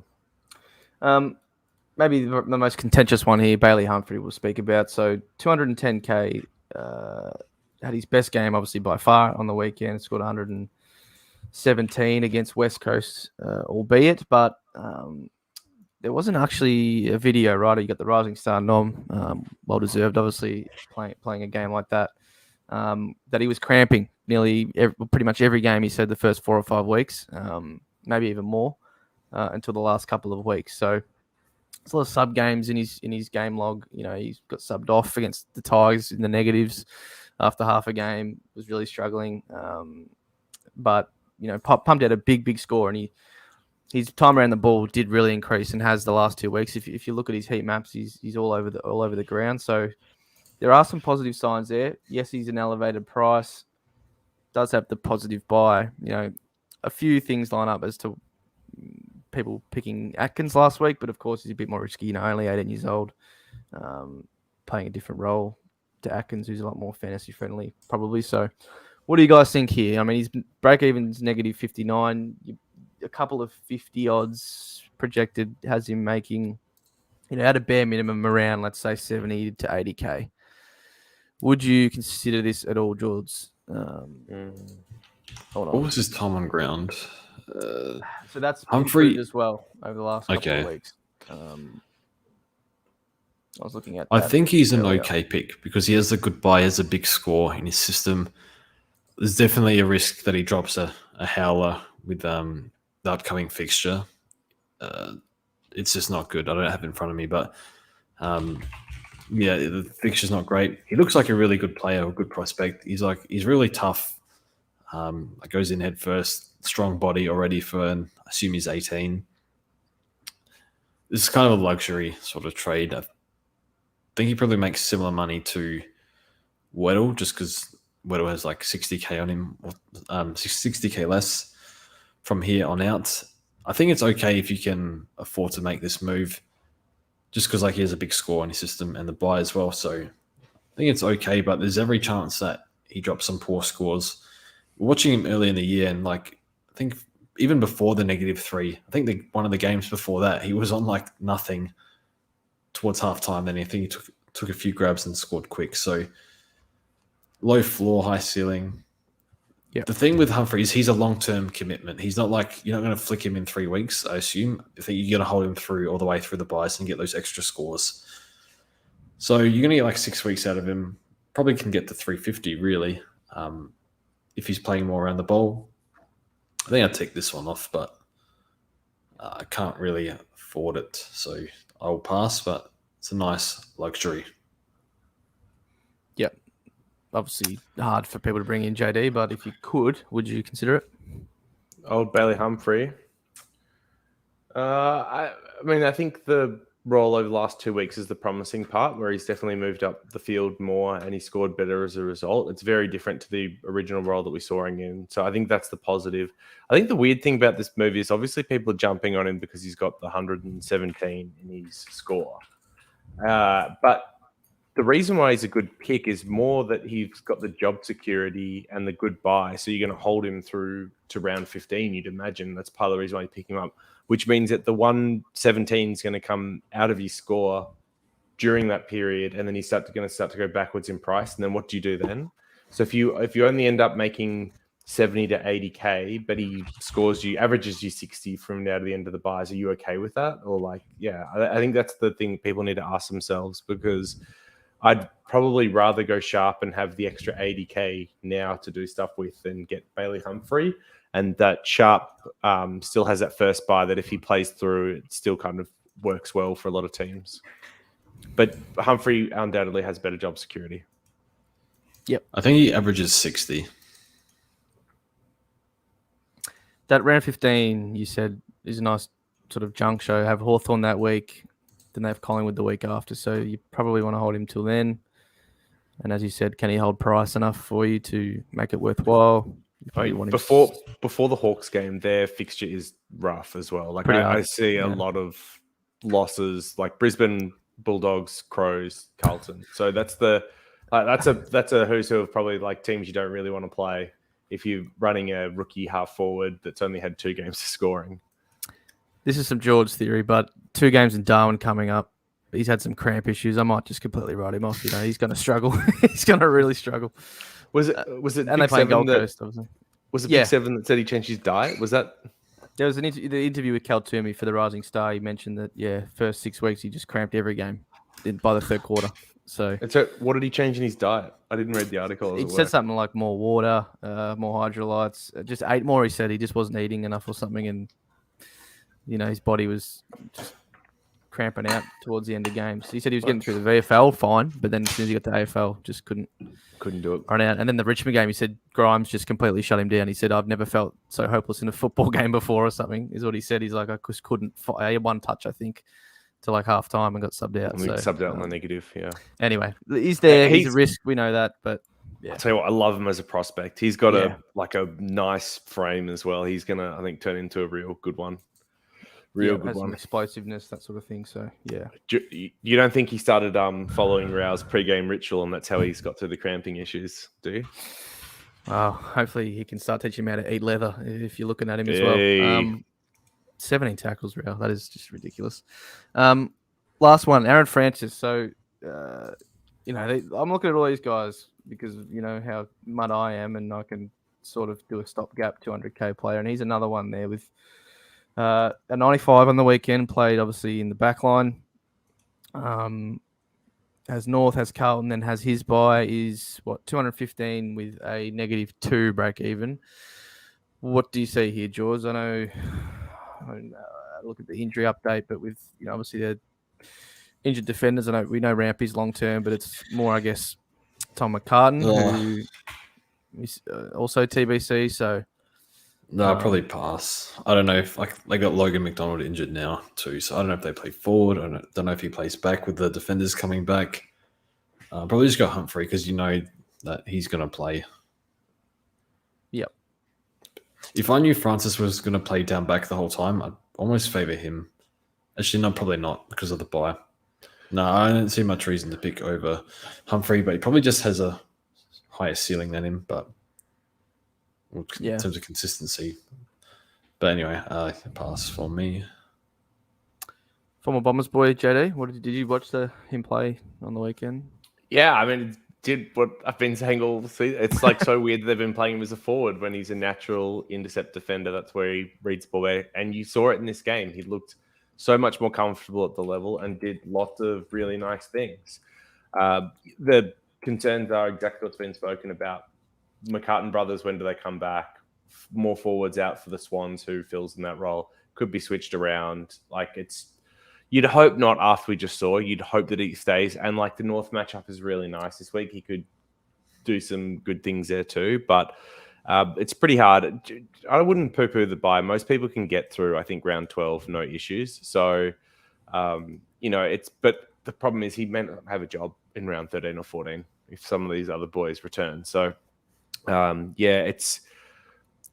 be honest, if you could promise me same job security as Humphrey in that intercept defending role, I would have no problem taking Francis over Humphrey. But I just don't think you can do it. Yep. Fair enough. All right, let's get to some captains, and then everyone who's still in the chat will start firing away some questions, and we can talk about some more obscure picks that you might want to talk about.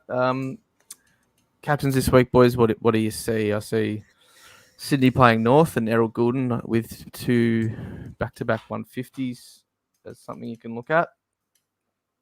And then maybe like Merritt against Richmond. Gawn VC against Port if you have. Obviously, Clary if you want as well, or Track. Take your pick there.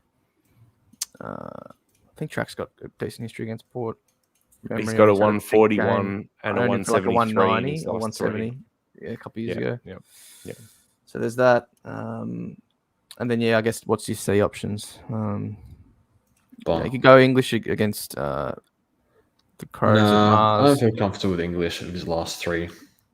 Yep, maybe a VC then if you wanted to. Although Rob's been given up, I think, a bit. Yeah, but that was pretty bad on the weekend, what we saw there. You were given Thilthorpe more time, right? So it could be really good for English. It's hard. It's hard to do it. I'd love to have him as vice captain this week, but Marshall against GWS.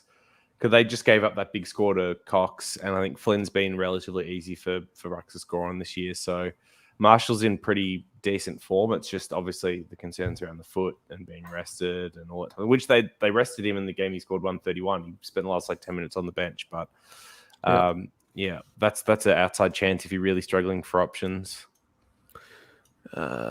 Anyone in the chat? Maybe a Zeeble shout here. We got Shrek against the Cats. I don't mind that actually, with what Big Segler playing at the minute, and he's in good form. Yep, that could be a good shout. But once again, it's hard to VC. It's hard to captain Shrek. So if you're VCing him, who's your captain option after that? Correct. Dunkley as well. Maybe not. I said him last week, but I was over Supercoach at that point. But VC against Gold Coast may be nice with, Took out, but they're always a good contest. Merritt against Richmond's not bad either. Probably just go Oliver into Bont. Pretty straightforward. I think it's pretty boring. There's probably better ones out there, but I'm probably going Petrarca into Bont, I think. Yeah. I'd like to get maybe a Swan involved, like Gordon or something. Maybe if you had Chattanooga VC, but then that doesn't. They play the same time. They play the same time, so you don't have a Bont as backup, right? Like you said before, you've got to have a backup past that. Could you? I don't see much after the Saturday afternoon game. Could you see Goulden after Bont? Could you see after? After Petrarca. Yeah. Could you see Goulden over Bont? Is what I meant. Because really, he had that one bad game as a like a 47 or something against Cats. But outside of that, I think he's only had 2 other games below the ton mark. And I have a feeling they were in losses. You'd have this North game penciled in as a win. Oh, Just got 50 CBAs because Mills was out in the first minute. yeah, I guess it kind of comes down to who gets brought in this week. Yeah, one to think about. Dacos shout as well. You can obviously always think about him. Probably not against the Blues. I think they're restrictive enough as a team that, I mean, I know Dacos, like the rules doesn't apply to him, but I just feel like probably not. Although with Actually, I think he's the best one though after Saturday afternoon. After Saturday afternoon, yeah, I'd say so. After the Bont game, I think he's the best of what's left outside of Marshall, and I'd probably still go Marshall over Dacos, but Dacos was. I think I go Gordon into Dacos. With Harry Mackay taking shots at goal, I mean, Dacos should get about 20 kick-ins. So I don't know. Maybe it is him. Yeah. I'm going to be Clarion to Gordon. I don't really care too much about seeing him at this point, so I might just go for that. But we'll get to the questions. There's some people here. I think, is it Duke? He wants the question answered. He says he has to go soon. So Merritt or Walsh, whoever I go most likely can't get the other for the rest of the season. They'll be in my midfield, so the DPP doesn't matter. I would say Merritt on that front then. I'm not sure if you guys agree, but you save, 50K. DPP doesn't matter. Has that fixture to think about? I'd say Merritt. Walsh over Merritt destroyed me last year, but probably won't be the same this year. I think Merritt post-buy. He's going to get more CBAs than Walsh. Better fixture. I mean, I'd go Walsh because he's clear and like F1. Yeah. They'll be in my mid though, so DPP doesn't matter. I don't know. Then maybe Merritt, but yeah. Then you could trade your worst forward or whatever. Yeah, exactly. Yeah.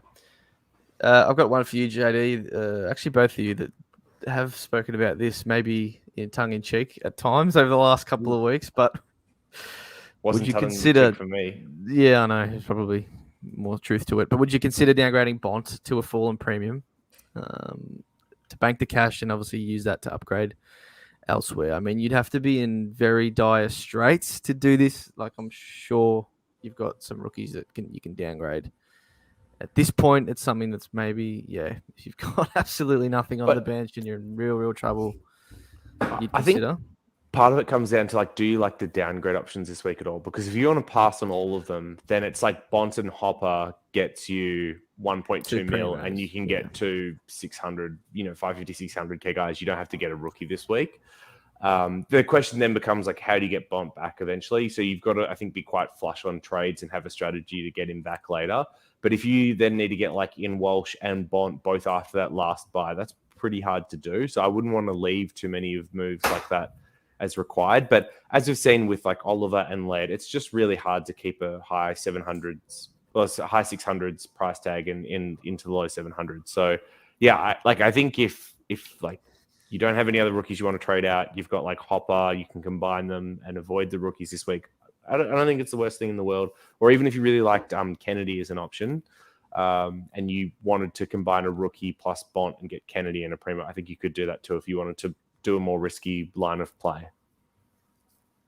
Send it. Yeah, it is a full send. Like, it could completely destroy your season from here. But if you want to try something different outside of the box, then I think that's a move that could work. I'd almost rather do Gorn to English. English to Gorn. Yeah. Obviously, don't get. I guess it gets you less much. money. Yeah. No.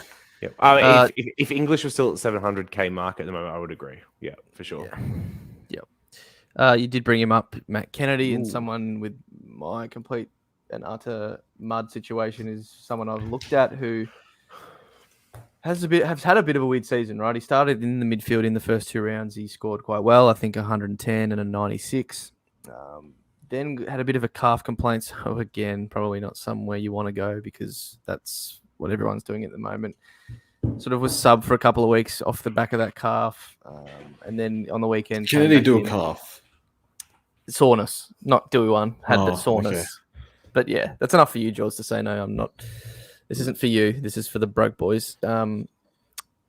I think they have to keep him in there. When he was subbed on against West Coast 3 weeks ago, he was, pretty easy game to get subbed on into, right? But dominated.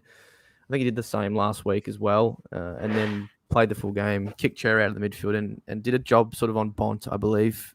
One of my Blues mates said anyway, and actually curtailed him quite well. So it's weird. They don't know they've got too many players to play through there. They're even still trying to get Doc through there when they can. Which makes it even weirder that Doherty's playing midfield time, does it not? Like they've already got too many. What are you doing? I don't know. He's playing more than Chera, and Chera was on fire. I don't know. There's risks. He's there. He's 350. He could get to 500. It is feasible. What's your risk tolerance? Do you trust it? I don't know. I mean, so just quickly on this, right? Like Hopper, which would say the starting him kind of gets a tick at this point, but it hasn't been amazing by any. But he made about 100K and averaged 90 or so to get there, and he was locked in for 80-90% CBAs, top 3 in their rotation. Obviously, Carlton's system's a little bit more friendlier to midfield scoring, but if you're thinking about that kind of being the same benchmark, he's got to go about 90 average to make 100K from here. How much can you trust Kennedy to do it? I think that's the real risk. Is he locked into getting a good CBA role? Is he going to play more times than the 2? And the biggest red flag of all, he's an ex-GWS player. So, I'm not sure. It is a full send move, and it's probably something that's more suited to the fantasy format than it is Supercoach at this time of the year, especially if you've been trading aggressively and you're already low on trades. Save money, go Humphrey. Yeah, that's where I'm sitting at, George. Puts money towards next week. So for anyone in my 40K, isn't it? Difference, something like that. Yeah, what are you really achieving? You might as well just go less and get a better premium in your next upgrade. And they have Collingwood this week. I mean, I don't know. Does anyone see that being any less than a monster win to Collingwood? Probably not. Where am I at? Because there's obviously quite a few coming through. Thoughts on JDG? One I've also looked at. Now, again, I'm having to look at all these. This one actually hurts to talk about. He's really going well this year. And look, he missed a game for whatever reason, in the first or 5 randomly. He had a couple of down ones too after he came back, but he's had 6 tons, I think. Just came off a really good game. He's inconsistent though. So look, he's only at 500K. He's there as a cheaper option. They do have a really good fixture coming up. Look, I think Carlton are actually not too bad in the stoppages, right? I think. Carlton, I think are hard to score on. So I think this week might be a tougher one. Although DeGoey obviously isn't the traditional midfielder, but then the 2 weeks after with North and West Coast is they do appeal. juicy stuff. But can I just say this is the reverse Will Brody for me, because if you remember, I brought in DeGoey cheap with the 80% CBA roles, and he did absolutely nothing last year. And then all of a sudden this year he's averaging in the hundreds. Where was this last year? And Will Brody off playing in China now. Where was this last year? What is going on? I don't Sicily, know. He's good, George. Cooked me all last year. Now he's dog water. What? I had all the right moves. Hey. He's still 102 average, and he's actually still a top 6 defender. But he's not doing. He's not doing 120 on mini. Yeah. 2 injury prone. No. Yeah. Look. George by now. We don't need to ask him some of these players. He'd be a quick buy flip, right? He does have around 14 buy. Has Melbourne before, after those 2 really good fixtures, who again aren't, as you said, too difficult. So look, cheaper position if you need to go someone like that. He's there, definitely in consideration. But if you don't need to go there, don't. Let's pick out some more. Keep going down. Weed out all the talk. Any more comments about George's hair care routine in there? Unfortunately, or how about the fact that you're a bandwagon Nuggets fan? That's clearly a never worn jacket that you're hanging up in the background there. It's a warm up jacket, mate. I don't play, so. What's it keeping warm then? The hanger. Just looks cool. I thought it was cool. It is a cool looking. I do like it. It's kind of got a little bit of retro look about it. Well, the OG Nugget stuff is so good. I wish they kept it. They bring it back every now and then, but logo and jerseys were very cool back in the day. Lachie Neale. I don't know how to read him this year, guys. it's not like if you take that monster game he had against North out, it's not really looking great for him. I mean, what do we say about players that get tattoos, especially mid-season? George, my God, when what George was he spotted thinking? it, he was like, "What is going I was on?" like, is that dirt on his shoulder? What is that? Oh my God. He's 106 average with that 170, right? So he's really not had a great season. He was on for a bad one as well until he just cooked in the fourth quarter, I think. That's also correct. He's going to be cheaper than we've probably seen Neil for a couple of years at least, or when he was at starting price off the back of his really injury year. Would you consider it all? George, we'll start with you. Just something in the back of my mind is we saw what happened with Jack McRae last year just get worse as the season goes on. And I think it's like it could be an age thing.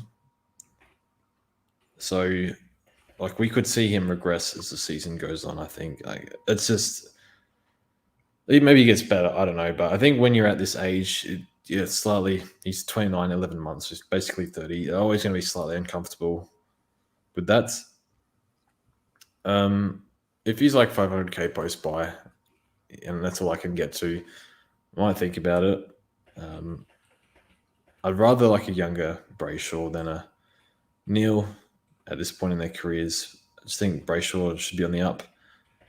Even if he's not, I think I don't know. Brayshaw looks really good the past 3 weeks. I'll take Brayshaw over Neil. That could be a bad call because it's Lockie Neil. So I think it's not the worst option. I just think what is he average? I think the low hundreds. Could be worse though because he had that Mickey game against North. Yep. Maybe like 102. I mean, I think the concerning thing here is that what Brisbane's doing is working. And it's no longer you tag Neil and then the Brisbane Lions midfield doesn't function anymore and it's game over. And so that's kind of the concerning thing. I don't see any reason for it to change. And it's not like there's been a lack of CBAs. He's getting 88%. It's just that his role in that team is now changed and it's working for them, but not good for Supercoach. So unless we hear something that comes out like he's been playing with an injury or something like that and now he's all good, I just don't see like where the improvement comes from. You're just kind of hoping that based on his past he gets back there, but I don't know why he would. Like what would change to make that happen? So I find it really hard to be a buyer of Neil, but as soon as you start thinking about some of those 130 averages and stuff like that, you're like, well, kind of interested. But I think he's probably a pass for now. Yeah, and look, when part of the question says for next week, you wouldn't bring him in just before his bye. You'd wait to post that with the Hawks off the bye. So might be around 550 then.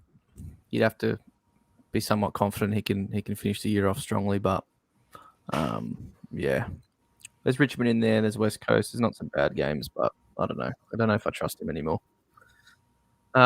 Which has changed quite quickly, hasn't it? And look, Dunk's coming in doesn't help. I'm sure if anyone mentioned that, he's been really good in there. Maybe has taken the mantle. So let's get some quicker ones, and then we'll finish up. How many rookies do you guys have in field after this week's trades? So I've got like Weddle and Cotter looped in defense, and then I think I'm playing Samson Ryan and probably one of like Seamus and probably Seamus Mitchell. Yeah, so three, and then if you're counting Sheasel, it's 4. But yeah, I'd say like I got under 300k players or under 4. I got 3. I got Atkins. Just gonna straight field Seamus, and then one of Chincotta and Simpson. So I got 3, but I can't upgrade probably till like 3 weeks. Yeah. Look, I can be 3 if I force a couple of cheaper primos, but more likely probably still be at 4 because of Callum Mills. Thank you very much. So I think most would be probably 3. When can you guys When can you guys get to 2? Next week. I've got 150. I've got 150k in the bank after trade this week, so I could go Samson Ryan up to someone next week, probably at the 500k mark, and then if I do a downgrade, I could go up to 600k and go down to proper 2. But I'm not sure I will. It depends on what happens with Ryan next week. With Nank comes back and what goes on with the break even, all that type of stuff. But then after that, it's going to be a while. It's probably waiting in the buys until I go down to less than 2, because guys like Sincotta, Mitchell, Weddle all have a long way to go to make money, and really most of the other rookies are dead after that. So, yeah. I'm a far way off doing that, I think. So we won't talk about it. I think if I go 2 cheap premiums, I will be able to get to 2 next week. But it'll be another cheap premium, and it'll be just kicking the can down the road, as they say. Lloyd Meek, I think people have brought up, but I believe Rees might be good to go. So probably just scratch that one. Anyway,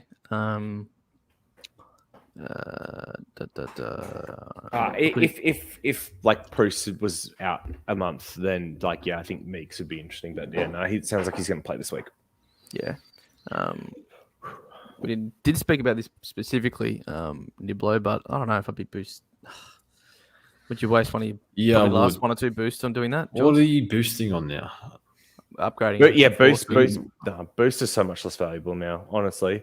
Especially once you get to the buys, because if you get injuries, you can still sideways them out pretty easily anyway. So that's a lot of extra scores over the buys. I will do that. There's your answer. Would you go Weddle or Humphrey though, or Sharp? You just go down to Sharp. I'd go Weddle or Sharp. Yeah, I don't think I'd go Humphrey. Okay.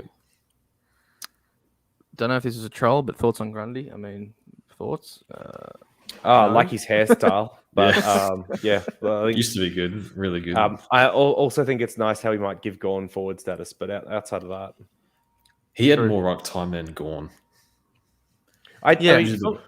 From a football perspective, I do think it's interesting what they're trialing, and it does seem like it's starting to click with their forward line, which has been one of their biggest weaknesses. But yeah, for Supercoach, it's just irrelevant. Yeah. Chincotta or Weddle, I think JD said, if you have Cowan, you should be able to loop. Hopefully, Chincotta plays. I'm worried. Yeah, that too. I don't even want to think about what happens if he's dropped. It's a really hard one, right, for Chincotta or Weddle, because Chincotta has shown the better scoring of the two over their time so far, but obviously the poor matchup last week crushed Chincotta, and Collingwood's another poor matchup this week. And then Weddle, on the other hand, has one of the softer matchups with West Coast, and you especially think as a rookie, if there's a chance to get on top, he could score well. So ideally, you loop these. If I'm straight fielding, I probably back Chincotta and just say that the 33 is the aberration, and the 70s that we saw in the weeks before that is what's real. But yeah, it's tricky. That's really tricky. We've got old Aiden. He's saying VC Gordon. Yeah, we did speak about that. You've just got to see what you want as a backup C, right? Because that sort of rules out Clary, rules out Bont. They play at the same time. Just got to be confident in a C option if he doesn't live up to that. Red Dog, assume that's Redmond. We also spoke about him. If you scroll back to the defender area towards the end, he's there. If you need a cheaper option you can't afford. High risk, high reward. Yeah, has a decent run I coming could get up. him next week because I can't get anyone else. It's like I don't know if I should do that though. Might be the first part of this question we sort of answered. If there are the headers down the bottom. We spoke about who can go, and all gave opinion there. But Libba, as an option, look great if you can afford him. But he's like 620k now. I think 625. I don't know how you're doing it. If you can accommodate someone from the last buy, I want Walsh as well. So unless you've already got Walsh, and Walsh is still a pod. I think he's very lowly owned. Yeah. Unless it's somehow shot up because madmen are bringing him in. 7% of teams is Sam Walsh. So that is the pod I would take from that buy. It's not Liver. Fair enough. Going to get the forward status. How do you rank these, George? So obviously, a few of the cheaper ones that this gentleman's looking at. Merritt, Brayshaw, Steele to go from here. I love how he says pure points. What else? Style? Brownlow votes. I'll probably go Merritt. Brayshaw, Steele to go. Yeah, I was going to say. Yeah, I think so. Everyone hating on Steele. Yeah, Steele. If you take out the bullshit games, he's doing 102. and he was on track for like a 110. And that bullshit game is including a game with low stoppages and a broken collarbone game. So it's just every game is bullshit. So I think he's not. If you look at the numbers, you break him down, it's not actually that bad. So I would have Degoe over Steele, but I'm much more likely to trade in Steele than Degoe from here on out. I think like pure points, total points, Steele is probably the most likely of those four to miss multiple games from here to the end. But I also think that he'll end up having much better upside than Degoe does. Steele almost had he might miss this week because of his leg. That is the most unluckiest injury I've ever seen. No one's saying it's happened. It's happened. Okay. It doesn't matter how unlucky it is. Okay. It's pure points. Pure points. Okay. George's bias to injuries to players he likes is undefeated. Undefeated. It's happened, George. We know it's unlucky, but it's happened, and his knee's in doubt, so that plays a part to the rest of the season, right? Degoe hasn't got his knee kicked out, but again, he might go clubbing at a misfortune time. Who knows? All right, we'll smash it a few more, and we'll jump off. Almost a couple of hours here on the live, so thanks everyone for joining and sticking around. This is a bit of a weird one. Jackie Hamilton, Oliver or Warner. So obviously, difference is banking some cash, but I'm just getting Clary in, mate. Oliver, Clary. That was the lesson from last week as well. Just get Clary. There are very few proper premiums in the game at the moment that are both durable and consistent, and Clary is one of the few. I fully appreciate I'm jinxing him, but I think it has to be Clary. He doesn't look like he's going to get much cheaper. Yep, I'm sure George agrees. I'm just trying to weed out some. Corey also got Walsh last week for McKenna and Ashcroft, and also have Clary and Petraka.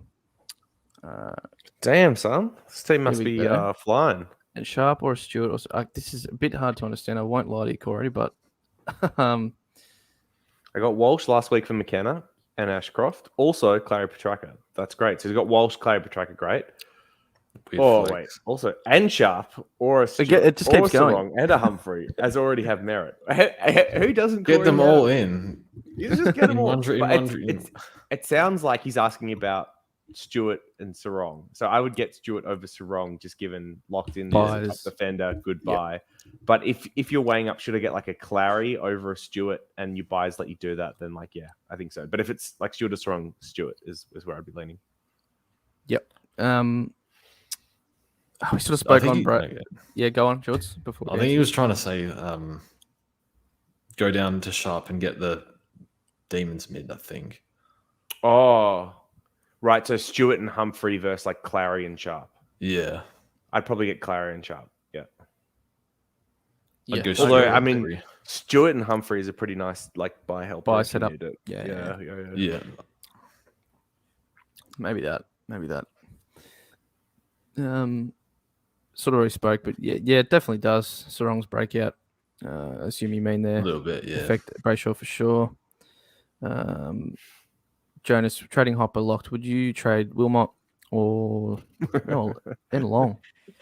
Noah Long, generational talent. Yeah. Oh, you still got him. I mean, maybe get rid trade of Wilmot. Yeah, not really sure. Trade Long on his buy. I don't know how many weeks away he is though. He's securing Chester this week, mate. I mean, George already has him, mate. He saw the future. Got that fault. He kept him. He's going to get a nice, cool 35K out of him and upgrade him to another rookie. Yeah, true. He might not even get that. A couple more. Hippo will say we did speak about Kennedy maybe 15 minutes ago, 20, so you can scroll back there. The question will be on the screen. And then, okay. Please tell me if Ben Hobbs is an option. I mean, I don't think I have to tell you no, but I'll without even looking at Someone said he didn't get CBAs. 332K forward. I'm going to say no anyway, just because I just don't. His VFL numbers are I think he's number 1 or number 2 for VFL numbers. Yeah. 0 CBAs, George. I don't know. Oh, no, can't go there. No. Can't go there at all. If he was, I think he could actually consider, but no. Yeah. All right, we'll wrap it up there. We've lost JD for the fourth time. I think something's going on with his computer. But thank you for all watching. It's been almost a 2-hour stream. Let us know if you liked this sort of format. We might continue it. We might not. We'll see what happens. But yeah, so buys are coming up soon. A bit to think about. I'm not going so great. George's not going so great. So we'll be riding JD's team into the sunset. See if we can secure a top 100 finish this year. That'd be really cool. So. And then a lot of others doing well amongst the community leagues as well. George, they updated that thing where it had that league that was 400,000 points ahead of us. They're gone, and now it's back where we do have the top 13 leagues, I believe it is. And look, maybe there's not other communities putting them together this year, but we put through quite a few, and it just goes to show, like, it's me and you not so great, but other people in our Discord that are quite frequent there and watch our content are doing quite well. So. Yeah, congrats to everyone that is. We're happy for you. We're not so happy about our own teams, but we'll keep trying. No. George might rage on a few videos. Start taking advice from them now. They can feed us. They can feed me some. You got absolutely molested by, I shouldn't say that word, but by Mills and Took in captain and then Mills. That is you captain Laird. That doesn't help at the start. Yeah, I think just no Chandler is just. I could do with that extra 230k, but no Zeeble for me. So maybe we just need to combine our thoughts, George, so we don't make some stupid things. 2 5s make it 10. What's his name? I forget which comedian says that. The roast guy. He always makes that joke. He sees 2 women. It's like 2 5s make it 10. Anyway, thanks for watching, guys. We'll catch you on the next one. Cheers.